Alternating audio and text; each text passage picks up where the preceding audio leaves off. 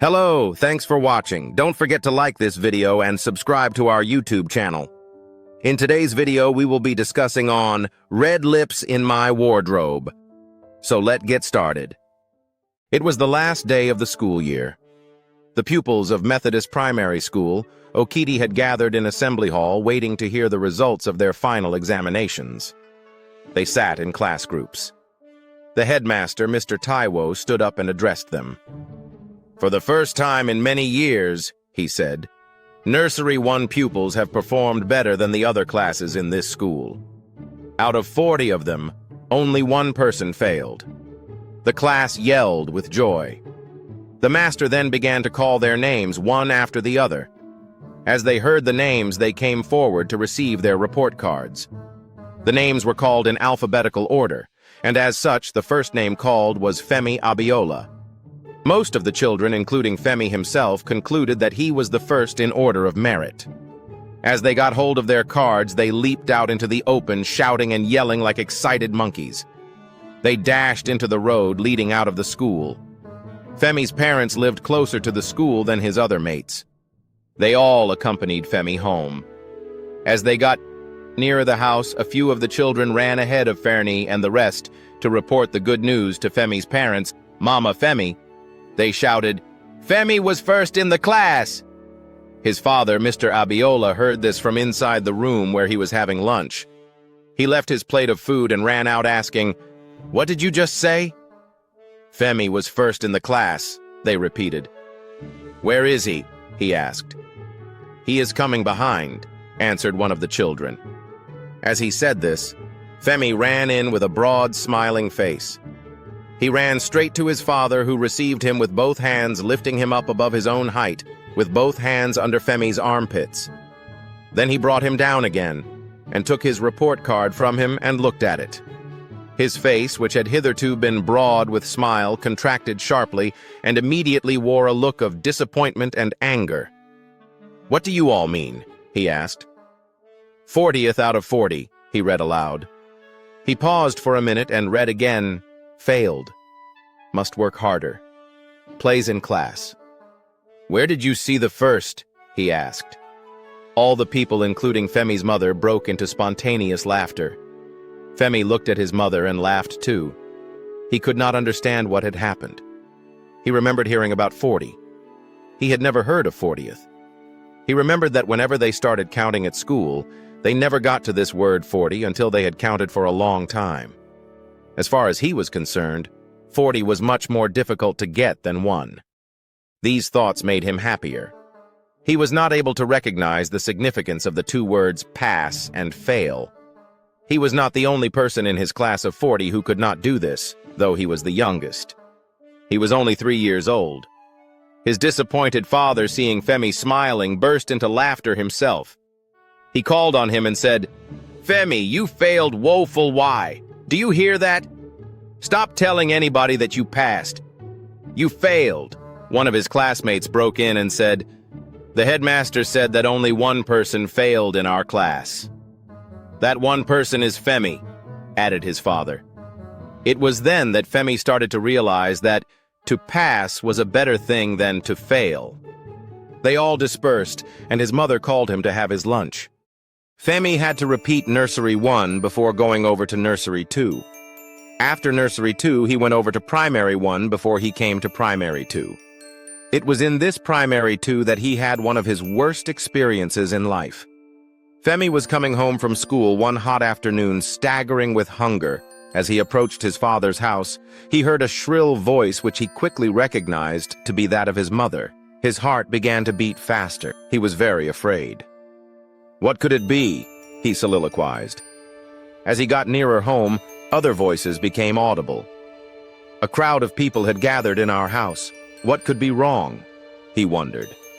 Entering the house, he confronted 6 uniformed men and a score of other people, which included their neighbors and some relations. "The police in our house?" He threw down his box of books, ran to his mother and asked, "Mama, what is wrong?" Before his mother could speak, tears had collected in her eyes. She began to cry. Mr. Abiola was connected with a case of armed robbery involving the murder of an engineer 5 months ago. He was to be arrested and charged to court. 5 months ago, Abiola's brother-in-law had visited them with one other person whom he introduced as his closest friend. Before they left, he handed over a sum of N400,000 to Mr. Abiola, which he asked him to keep safely. He told him that he hated the idea of keeping money in the bank because it often slowed down the pace of business for him. He allowed him to use N20,000 out of that money. When Abiola wanted to know more about the source of the money, he told him that he won a lottery drawn in America and the money was sent down to him by post. Abiola had no reason to doubt him because he had never known him to be a dubious character. He had been incriminated by this brother-in-law. The court found him guilty. His brother-in-law and friend were also found guilty of the same offense. The penalty was death. Grief and misery became the very food Mrs. Abiola ate all day. All day, all night, she sat in the small garden in front of their house, weeping. She wept until her eyes turned red. It was difficult to console her. It was unbearable. Her kindness had caused him death. Oh, God forgive Mo. It is my fault. If he had not married me, he would not have known the man who caused his death. Very often, Femi would sit by her crying too. For many months, Mrs. Abiola still wept in the garden. She ate no food. She wished she could die too. Life became very unpleasant for her. She soon became sick and was taken to the hospital. The doctor diagnosed peracute pneumonia. By the second day of her stay in the hospital, she was reported dead. This was exactly 8 months and 2 weeks after she lost her husband. It was a dark world for Femi. He was only 9 years old. He had become an orphan at such an early stage of his life. His father's cousin, Idowu, took him to his house. There he lived with the family.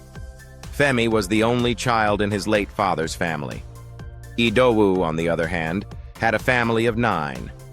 He was so poor that he could only send one of his children to school. This state of affairs marked the end of Femi's life as primary 2 pupil of Methodist Primary School, Okiti. In Idowu's house, Femi was no more than a house servant. He did most of the hard jobs in the house. Idowu's wife, Aduka, was not kind to him. She gave him very severe beating each time he made slight mistake in the discharge of his duties. The quickest and easiest punishment for her was starving Fernie for 1 or 2 meals. Every night before he slept, Femi would think of his parents and would stay awake weeping until he fell asleep. He thought of his school days. To think of going to school again was an illusion. He grew thinner and thinner every day until he was reduced to a mere skeleton. Aduka showed no compassion on him. She often called him son of a thief. Whenever anything got misplaced or lost in that house, she would drag Femi out and give him severe beating, asking him to recover that thing immediately, or she would beat him to death. One night, a thought occurred to him. He felt that the best thing for him to do was to escape from this house, or he would die at the hands of someone who wished him worse things than death itself. No sooner had he got up from his sleeping mat than he tiptoed to the place he kept his few belongings, tied them together with his shirt, and sneaked out. All through the night, Femi wandered. It was a very dark night. His fear of darkness became suppressed by his struggle for existence. He wandered aimlessly till it was morning. He saw people carrying bundles of firewood to the market for sale. He stopped one of them, who looked almost as young as himself, and asked, "Where do you collect all these pieces of wood from?" "In the bush near the new hospital site," was the reply. Femi had soon a job he could feed from. By asking, he got to this bush and went wood-picking. Within minutes, he was able to gather a load of pieces of wood, which he tied in bundle. He carried this along and joined the long march of people streaming to the famous market of the area. He got there and now watched out eagerly for a buyer. Soon one approached. "How much do you sell your firewood?" asked the buyer. "What is your offer?" was the reply. "Okay, will you accept 70 naira?" "Yes," answered Femi with a smile that wore all ornaments of hunger and need. He paid him N70 and carried the wood. With this Femi carrying firewood to the market money, Femi bought himself some food and ate. He went back to the hospital site. He gradually gained for himself some recognition as a wood seller in that town. A hospital worker offered him accommodation in his boys' quarters. Years rolled by, and Femi became established in the act of wood selling. He was now a very big boy.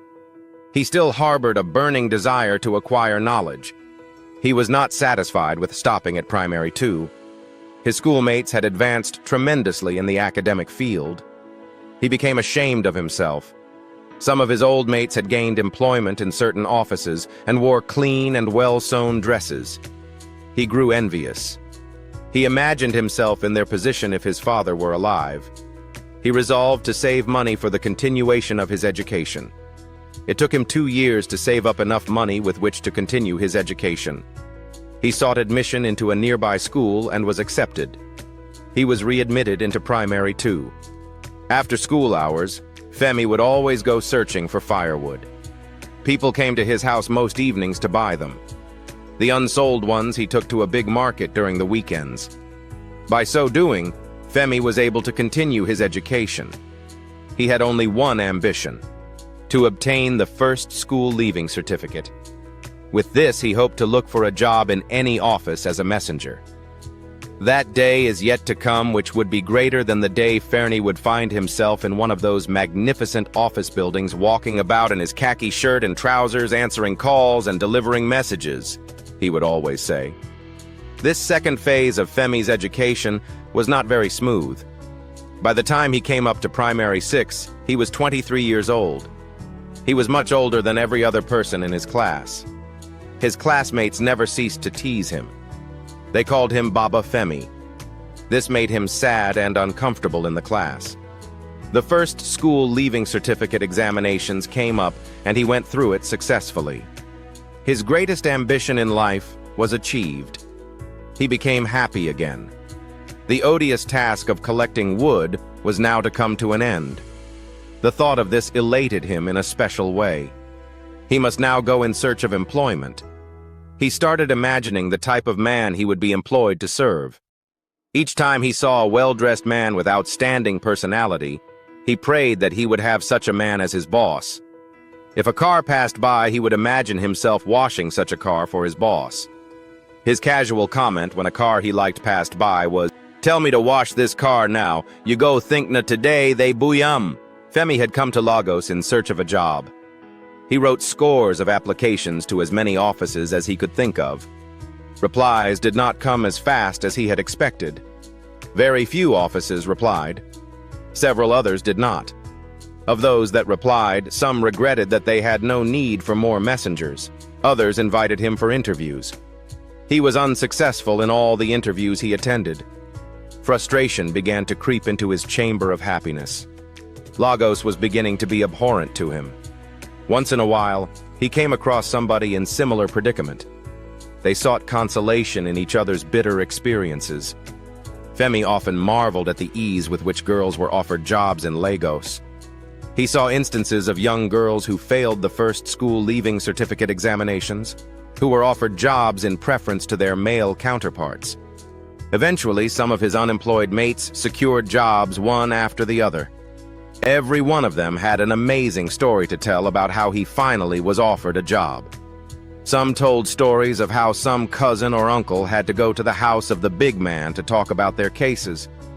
It always involved offer of big sums of money.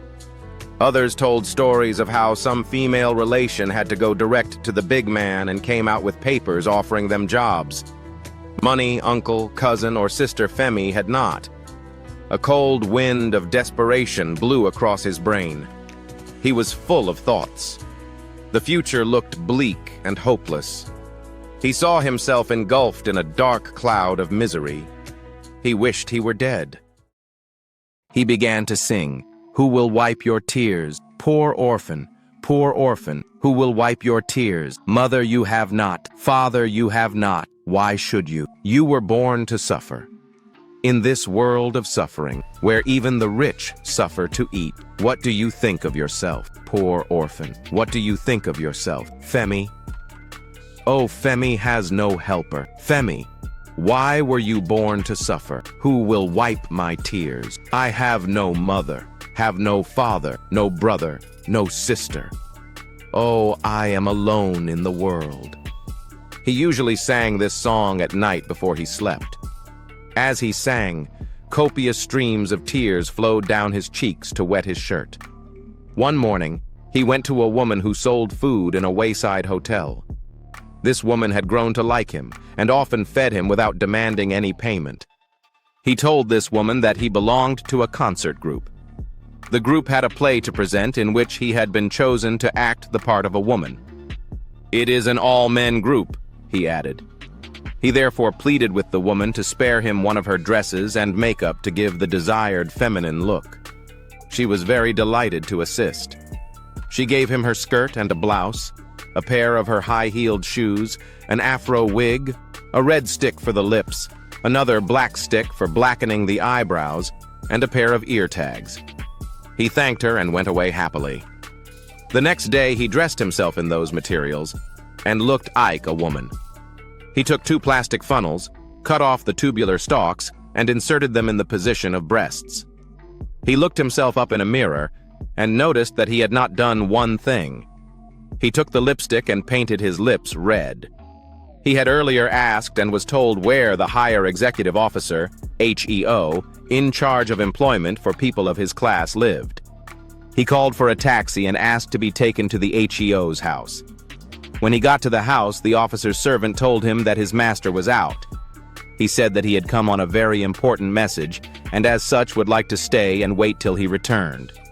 The servant offered Hearn a seat and retired to the kitchen where he was busy preparing supper. Not long afterwards, a car pulled to a stop in front of the HEO's house. He peeped through the window and saw him. The right door of the car opened. Out came Mrs. Olawole, the hotel woman from whom Femi borrowed all he was dressed in. He rose quickly from his seat and dashed into the adjoining bedroom. He immediately saw a wardrobe by the left. It was not locked. He went into it and closed it up from inside. Inside the wardrobe, his heart was beating like a drum. He prayed that it would not be heard from without. The HEO came into the sitting room. Seconds later, Mrs. Olawole shuffled in characteristically. Tunde, the officer's servant, had come in to welcome his master. To his surprise, Femi had disappeared. At once, he told his master that one woman had come in a short while ago and said she would like to wait to see him. I thought she was still waiting. I am very surprised to find that she has gone, he added. Did she drop any message? No, sir, he answered. Let's hope she will call again if she has an important message, concluded the HEO. What do you take? He asked. Whiskey, replied Mrs. Olawole, with eyes fixed on the pictures on the wall. He went into the bedroom. He remembered that he had left some money inside the breast pocket of his jacket. Inside the wardrobe, Femi prayed that the HEO might have no need for any of the clothes there before he had an opportunity to escape. However, he did not want to take any chance. He covered himself up with the clothes hanging there. His attempt to hide himself still left exposed his red lips. The HEO now walked up to the wardrobe and opened it. "Bless my soul," he shouted, and dashed back into the sifting room with fear. "Red lips in my wardrobe?" he shouted still. "What do you mean?" asked Mrs. Olawole.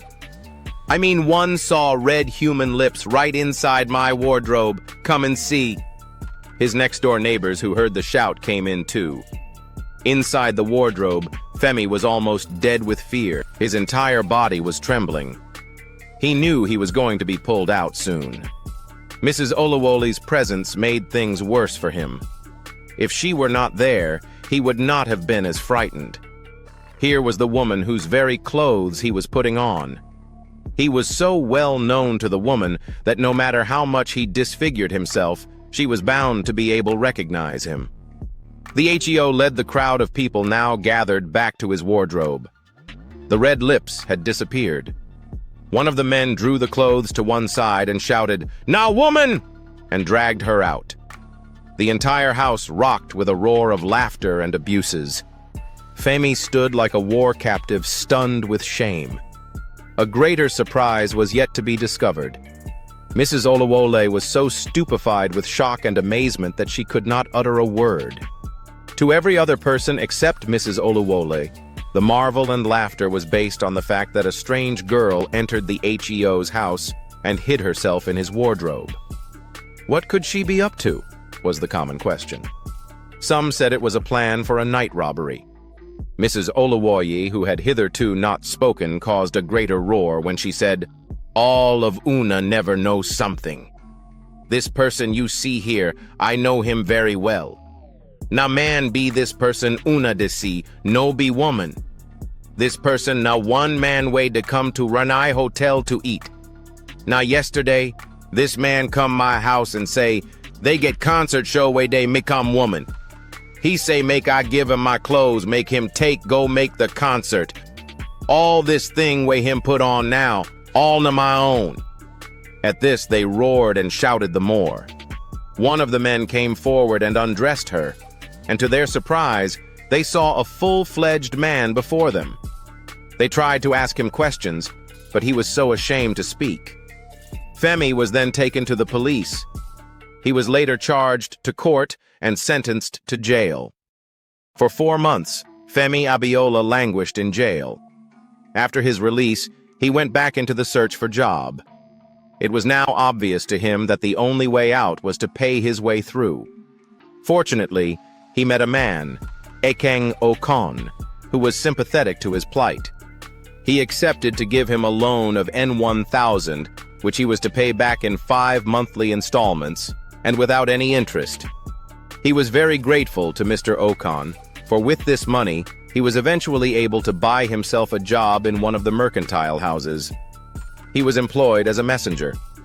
His salary was N400 per month. Femi was posted to work as special messenger to the man who accepted the N1000 bribe to give him a job. Each time he was paid his salary, he removed N200 from it and paid back to Mr. Okon. N200 was then all he was left with at the beginning of each of the 5 months. This state of affairs left Femi in no better condition than he had been before his appointment. He regarded as most wicked his employer's demand for N1000 before he could be offered a job he was qualified for.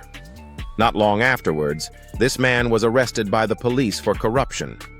He was convicted and sent to prison.